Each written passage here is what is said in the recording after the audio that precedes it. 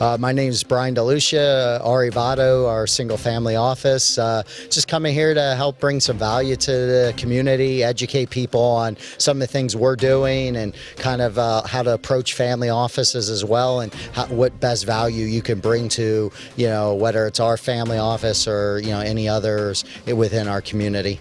Okay, and because you came as a single family office, yes, different than some of the many attendees, like what advice would you give them for them, like one approaching at an event, or any kind of information or insight you'd give them that way? Just come and just be a human being, essentially. Just introduce yourself, get to know us, just build a personal relationship first, and just get to know us and let us get to know you, rather than, coming up and just start pitching or, and it's just a matter of building that personal relationship.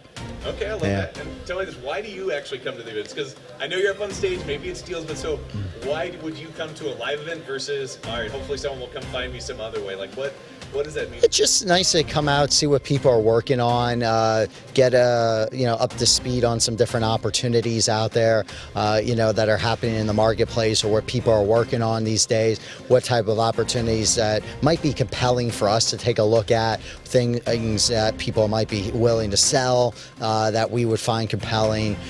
So ultimately, it's always just keeping an eye out, a pulse on what's happening in the marketplace, what opportunities are available, and what's trending in people's mind.